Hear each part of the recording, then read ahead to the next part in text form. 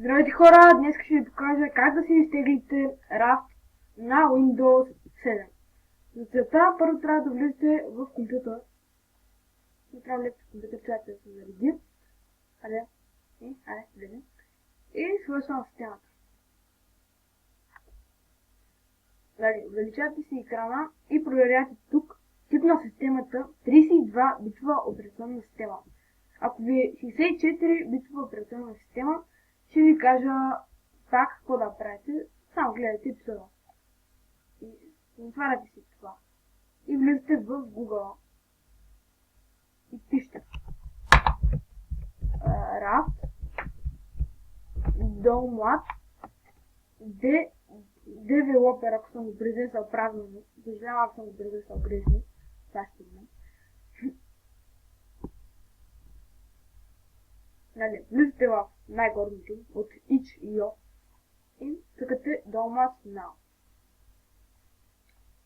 Цъкате веднага от тези неща е това. Цъкате No thanks, just take me to download.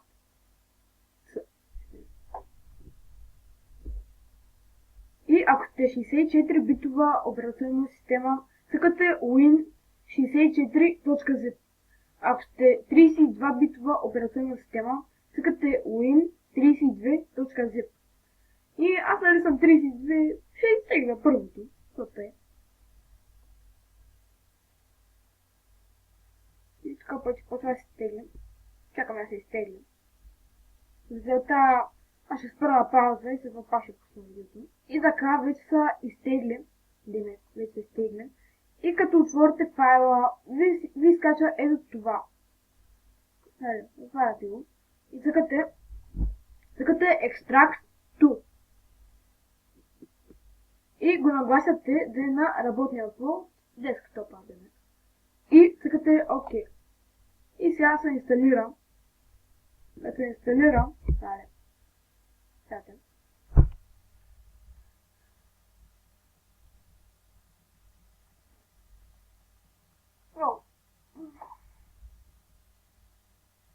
Чакайте да се инсталира. Като се инсталира, ще ви кажа какво да правите.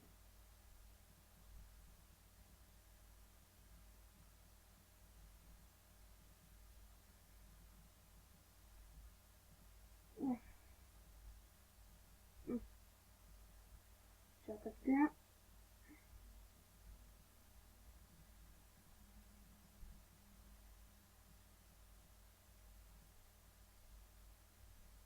И вече се инсталира. Така го затваряте. И ви изкача ето тази папка. Ето тази папка, ето тук ви изкача. Цъкате папката, влизате в нея. И ето това ви е вече самата игра. Цъкате на нея.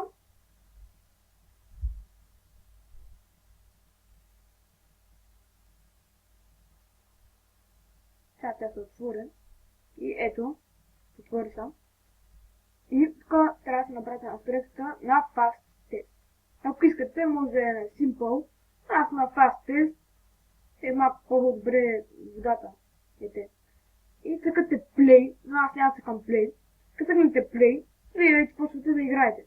Аз като цъкна Play, то ще намеши ми лагич, спре рекордера и такива неща. Това беше от мен. Дано ви харесало видеото.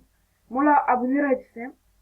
Линк към сайта може да видите долу в описанието. Това беше всичко от мен. Ще видим следващия клип. Чао!